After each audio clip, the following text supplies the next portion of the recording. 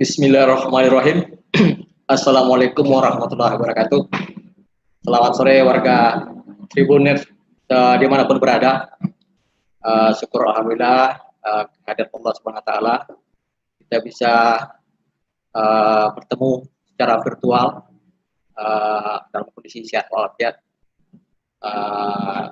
dan selawat salam buat junjungan Nabi besar Muhammad Sallallahu Alaihi Wasallam. Allahumma sholli ala Muhammad wa ala baiklah, Tribuner semuanya, kali ini kita tribunpadang.com menyajikan sebuah program. Ini juga merupakan program Tribun Network, bagian dari Festival Mata Lokal 2020, jadwal sesi siang. Program ini merupakan rangkaian event yang dilaksanakan oleh seluruh Tribun Network yang mengangkat isu-isu terkini dari sudut pandang lokal dan hal-hal menarik yang bisa diangkat dari setiap daerah. Dan kali ini Tribun Padang menyajikan sebuah panggung atau forum, yaitu bertajuk Pituah Ulama. Nanti di sini kita akan menghadirkan narasumber yang akan mengupas tentang topik yang akan kita bahas dalam kali ini adalah tanya jawab seputar Idul Adha, dengan pertanyaan kuncinya adalah, wajibkah sholat Jumat sesudah sholat Id? Ini pertanyaan yang sering timbul dan masih menjadi tanda tanya bagi kita semua. Baiklah warganet Tribuner semuanya, kita langsung aja menyapa narasumber kita, yaitu kita sapa beliau dengan Buya Haji Mulyadi Muslim dari CMA. Selamat sore Buya. Selamat sore Pak Emil. Assalamualaikum warahmatullahi wabarakatuh untuk semua warganet. Buya ini adalah Sekretaris Majelis Ulama Indonesia Kota Padang. Dalam hal ini itu sekretaris ya Buya. Ya. Mungkin Buya bisa akan mengulas beberapa pertanyaan yang akan kami ajukan. Banyak berbicara nanti daripada hostnya ya Buya ya. Sebelum Buya menjawab pertanyaan-pertanyaan kami, boleh izinkan saya sedikit membacakan tentang riwayat pendidikan Buya ya. Buya ya termasuk biodata.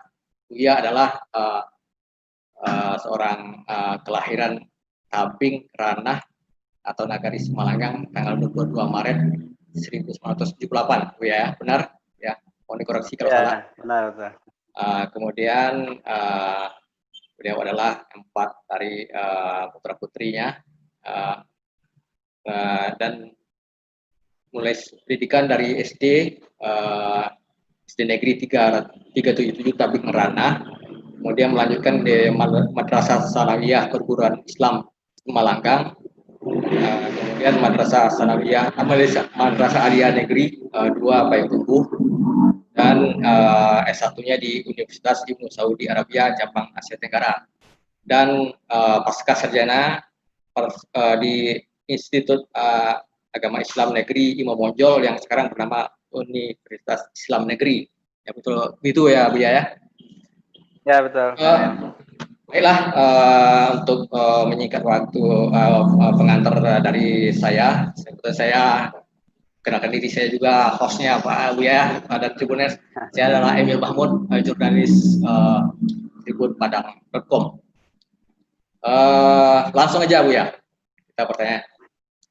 Silakan mohon penjelasan Buya tentang makna Idul Adha tahun 1441 Hijriah tahun ini. Silakan Buya. Terima kasih Pak Emil, kawan-kawan Tribunet dimanapun berada. Alhamdulillah pada sore ini kita bisa bersilaturahim walaupun lewat udara di momen yang sangat spesial dan istimewa, yaitu tanggal 9 Zulhijjah 1441. Suasana hari Arafah tahun ini dan juga besok di Saudi Arabia memang suasananya berbeda dengan tahun-tahun sebelumnya. Pelaksanaan ibadah haji tahun ini memang tidak semeriah tahun sebelumnya karena kita dalam kondisi COVID-19 yang melulantakkan bukan Indonesia tapi dunia merata sesungguhnya. Namun demikian, begitulah kekuasaan Allah Subhanahu wa taala, selalu ada hikmah di balik musibah bencana yang Allah turunkan. Ya. Kawan-kawan sekalian, sebenarnya yang dimuliakan Allah Subhanahu wa taala, membicarakan tentang makna Idul Adha dalam suasana COVID-19 ini, sebenarnya kita sedang menapak tilas apa yang dilakukan oleh Nabi Muhammad SAW dan bahkan jauh sebelumnya oleh Nabi Ibrahim alaihissalam beserta anaknya Ismail alaihissalam dan juga Siti Hajar. Itulah sebenarnya rangkaian ibadah haji yang punya makna bukan satu atau dua, tapi sangat tergantung dengan keseriusan kita mendalami ayat-ayat ataupun hadis-hadis yang membicarakan tentang makna Idul Adha. Nah, di antara makna Idul Adha itu sesungguhnya pertama, Ibrahim alaihissalam dan keluarganya mengajarkan kepada kita bagaimana pengabdian yang sesungguhnya kepada Allah Subhanahu wa taala. Kalau kita meyakini Allah zat yang Maha memberi rezeki, Allah yang menghidupkan, Allah yang mematikan, maka tingkat tawakal kita idealnya seperti tawakalnya Nabi Ibrahim, Siti Hajar dan Ismail kepada Allah Subhanahu wa taala. Siti Hajar, Ismail ditinggalkan oleh Ibrahim di padang tandus, tidak ada tanda-tanda kehidupan. Tetapi karena dia yakin Allah yang menghidupkan, Allah yang mematikan, Siti Hajar rela dengan keputusan Ibrahim dan Ibrahim pun juga rela meninggalkan anak dan istrinya dan memang dia titipkan kepada Allah Subhanahu wa taala. Ibrahim, Ismail ataupun Siti Hajar juga mengajarkan tentang makna pengorbanan. Apa kekayaan yang paling utama dalam kehidupan seseorang? Nyawa. Ya, nyawalah yang dikorbankan oleh Ismail. Nyawalah yang dikorbankan oleh Ismail dan itu pelakunya adalah Nabi Ibrahim sendiri. Itulah prosesi penyembelihan. Tetapi itulah bukti kekuasaan Allah Subhanahu wa taala. Kita mampu membuktikan ketaatan, Allah buktikan Allah yang menghidupkan, Allah yang mematikan, Allah Maha pemberi rezeki. Ismail pasrah, sabar, tabah dengan ketentuan Allah Subhanahu wa taala. Ibrahim patuh dengan perintah Allah. Siti Hajar pun juga patuh dengan ketentuan Allah Subhanahu wa taala, menerima ridho dengan ketentuan Allah Subhanahu wa taala. Allah buktikan Ismail diganti dengan kibas. Wa fadainahu bizibhin azim, kata Allah Subhanahu wa taala. Idul Adha juga memberikan makna kepada kita yang hidup hari ini dan di masa-masa yang akan datang tentang keteladanan membangun keluarga yang harmonis. Kenapa ada Ismail di usianya yang masih muda belia mau berbakti, tunduk, patuh kepada orang tuanya Ibrahim alaihissalam? Kenapa ada Siti Hajar? Kenapa ada Nabi Ibrahim? Itu adalah sebenarnya potret keluarga yang harmonis. Kenapa? Karena mereka bernaung dalam ketaatan kepada Allah Subhanahu wa taala. Ini saja bisa kita amalkan, ini sudah sangat luar biasa. Bagaimana ketundukan, kepatuhan kita kepada Allah Subhanahu wa taala, bagaimana semangat pengorbanan kita dalam rangka ketaatan kepada Allah Subhanahu wa taala, bagaimana juga kita membangun keluarga yang harmonis. 3 makna ini saja sudah cukup luar biasa dalam mengarungi kehidupan di masa-masa yang akan datang. Baik, luar biasa ya. Jadi ini kebetulan juga Idul Adha ini kan bertepatan 10 Zulhijjah ini jatuh pada hari Jumat ya. Jadi kalau di masa musim haji ini kan biasanya kalau saya mungkin tidak salah, kalau saya koreksi itu kan Haji Akbar ya biasanya ya. Kalau jatuh hari Jumat ya. Tapi di sini bagi kita yang tidak menunaikan ibadah haji kan kita di tanah air dan di yang lainnya juga melaksanakan juga sholat Id paginya dan siangnya kita bagi yang kaum muslim laki-laki itu ke masjid sholat Jumat. Ini pertanyaan ini sebenarnya mungkin pertanyaan yang sangat sering terlontarkan. Tapi mohon penjelasan lagi lah dari Buya, apakah memang kita wajib ke Jumat lagi, sementara kita sudah mendengarkan khutbah pada pagi harinya. Silakan Buya. Ya, warga Tribunet yang dimuliakan Allah Subhanahu wa taala, berkaitan dengan jatuhnya Idul Adha pada hari Jumat besok, maka bertemulah dua Id, Idain ya. Dalam kajian fikih dikatakan Idul Adha secara fikih hukum pelaksanaan sholatnya adalah sunat muakkad. Sementara sholat Jumat itu hukumnya adalah wajib. Nah, maka dalam kajian fikih memang terjadi perbedaan pendapat. Apakah ketika kita sudah melaksanakan sholat Idul Adha, gugur kewajiban untuk melaksanakan sholat Jumat, atau tetap mesti kita melakukan sholat Jumat? Nah, beberapa riwayat memang menjelaskan bahwa Utsman bin Affan, sebagaimana diriwayatkan oleh Abu Ubaid dan ditulis oleh Bukhari, menyampaikan ketika bertemu dua Id, yaitu Idul Adha atau Idul Fitri dengan sholat Jumat, maka dikatakan oleh Abu Ubaid, Utsman mengatakan ada keringanan, rukhsah bagi masyarakat yang tinggal di pedalaman gitu, untuk tidak melakukan sholat Jumat. Kenapa? Karena faktor jarak. Ya, begitu jauh jarak dari tempat asal dia dengan tempat atau masjid pelaksanaan sholat Jumat. Kemudian juga pada Muawiyah juga demikian, ada rukhsah keringanan diberikan oleh tabi'in. Nah, maka kebolehan tidak melaksanakan sholat Jumat itu sebenarnya adalah perbuatan sahabat atau tabi'in dengan alasan bertemunya dua Id, dua khutbah gitu. Nah, tapi mayoritas ulama membedakan berdasarkan status hukum. Kalau sholat Idul Adha atau Idul Fitri hukumnya adalah sunnat muakkad, tidak sampai pada tingkatan wajib.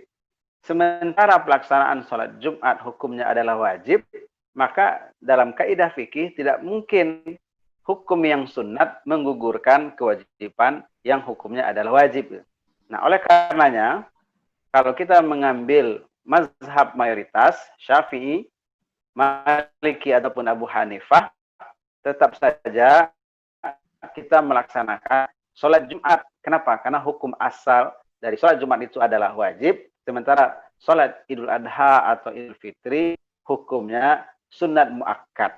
Nah, tapi kalau seandainya memang kita dalam musafir, memang para musafir ada keringanan, ada rukhsah. Sholat Jumat itu hanya berlaku bagi muslim laki-laki yang mukim atau menetap. Nah, inilah pendapat yang lebih kuat dalam pelaksanaan sholat Idul Adha atau Idul Fitri yang bertepatan harinya di hari Jumat, sehingga bertemu dengan syariat melaksanakan sholat Jumat.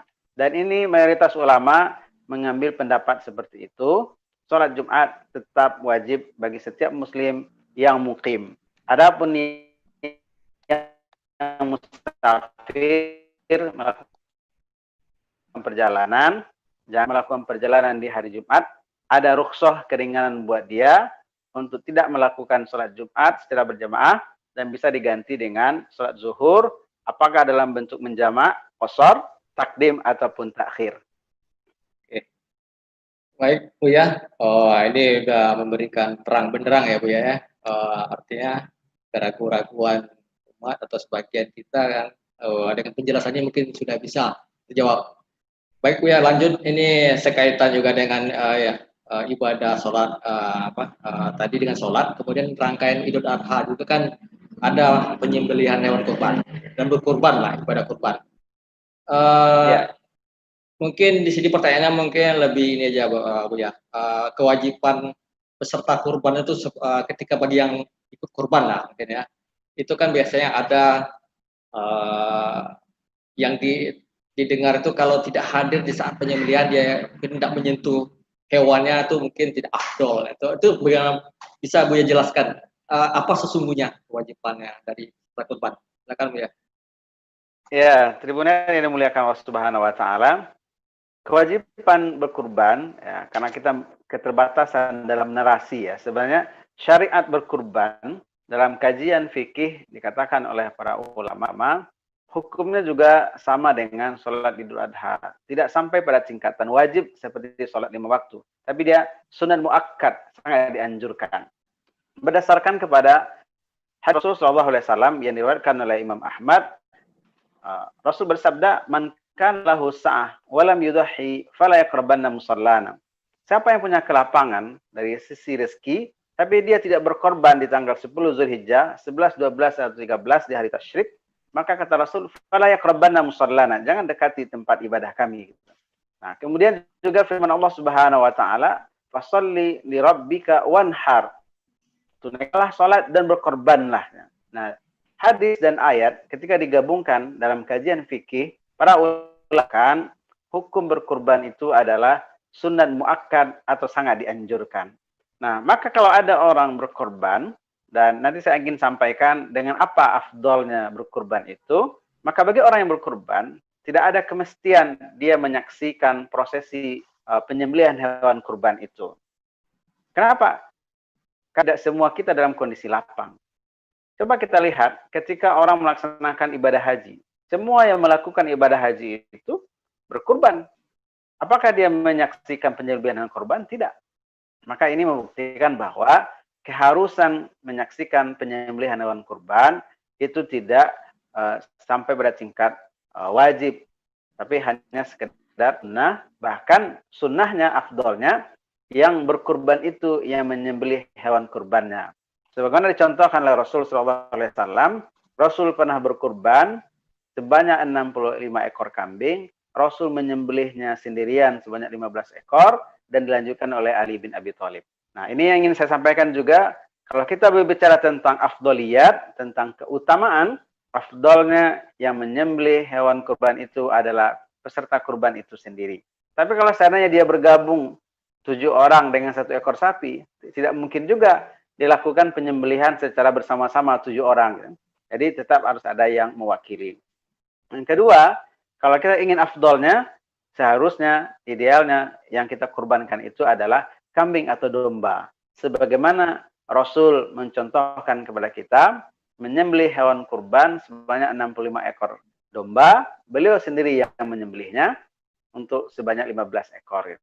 Tapi sekali lagi, ma la tudrak kulluh, la tutrak kulluh. Begitulah kaidah usul fikih menjelaskan kepada kita, kalau kita tidak bisa melakukannya secara ideal, bukan berarti ditinggalkan semua itu.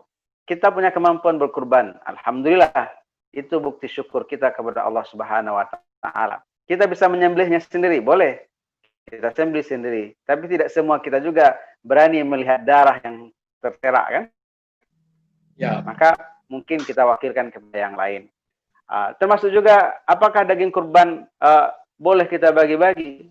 Dalam fikih dijelaskan daging kurban itu idealnya dibagi 3. Sepertiga untuk yang berkurban, sepertiga untuk karib kerabat, dan sepertiga lagi untuk fakir miskin para duafa. Itu idealnya. Tapi kalau seandainya kita sudah merasa cukup, ya sudah, silakan. Semua daging kurban itu kita sedekahkan kepada karib kerabat atau tetangga atau fakir miskin yang membutuhkan. Sehingga kalau seandainya di satu wilayah ada satu tempat, satu komunitas sudah bertahun-tahun tidak pernah merasakan enaknya daging kurban, enaknya daging sapi atau kambing, lebih bagus kita kirim ke sana 1 ekor kambing atau 1 ekor sapi, mereka berkurban menikmati kurban dari kita, dan kita tidak mesti hadir ke tempat itu. Oh, Bu ya, tapi ada pula yang agak lucu juga ya. Bagi peserta kurban biasanya jauh-jauh hari sudah berpesan, ini bagian kepala, ini untuk saya nanti, atau bagian paha atau kaki, itu gimana pula, Bu ya? Ya, kembali ke poin yang tadi, setiap peserta kurban berhak mendapat sepertiga.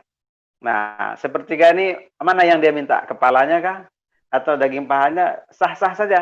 Sepertiga dari yang dia kurbankan itu hak dia.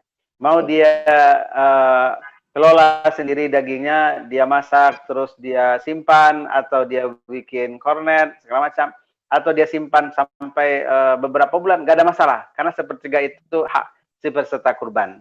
Tapi kalau seandainya dia merasa tidak perlu, ya berarti itu bisa dibagikan kepada karib kerabat, walaupun mungkin karib kerabatnya atau tetangganya itu non-muslim. Kenapa? Karena ada hak sepertiga berikutnya. Baru berikutnya adalah untuk fakir miskin pada du'afa. Baik, ada lagi nih yang ini mungkin pertanyaannya yang unik-unik dan tapi perlu kita kejelasan Bu ya. Ada Silakan, juga silakan. nih, ini kelakuan Bu ya, ada oknum warga ya. Biasanya dia tuh bergilir di mana orang korban dia ngantri di situ kan dapat kupon ngantri. Ketika terkumpul Iya. banyak, bahkan akhirnya dia mungkin ada dijual itu ke rumah makan atau orang dagang. Itu gimana bercerita Bu ya, bisa jelaskan? Apakah haram Ya, itu apa jadi apa? ya inilah di mana-mana kondisi kita umat Islam, ya ada yang suasana kesolehan ketaatannya bagus, ada juga yang nakal-nakal gitu ya. Maka disinilah pentingnya ada dibentuk kepanitiaan seperti di masjid atau musola, sehingga daging kurban itu memang diberikan kepada yang berhak, fakir miskin, pada duafa. Bahkan kalau perlu diantarkan supaya sampai tepat sasaran. Tapi kalau seandainya memang disuruh menjemput, nah memang betul itu Pak Emil, ada yang dalam tanda petik mengkelap daging, ada dalam tanda petik spesialis ngambil daging kurban, kan? Di sini dapat kupon, di tempat lain dapat kupon, gitu. Nah, kalau dia makan untuk keluarganya nggak ada masalah ya. Tapi ini dijual pula kan, jadi kan kurang sampai makna dari berkurban, syiar Idul Adha. Idul Adha itu syiarnya adalah bergembira, bersyukur, menikmati daging kurban yang dibagikan oleh peserta kurban atau oleh kita sendiri, bukan untuk dijual. Malah dalam beberapa hadis jelaskan daging kurban itu kulitnya kah nggak boleh dijual, tapi harus dinikmati gitu. Kalau begitu bisa dilakukan secara ideal, tidak ada yang terbuang sia-sia. Untuk apa? Untuk berbagi kegembiraan bersama fakir miskin, para duafa, para tetangga, karib kerabat kita di suasana Idul Adha dan hari tasyrik.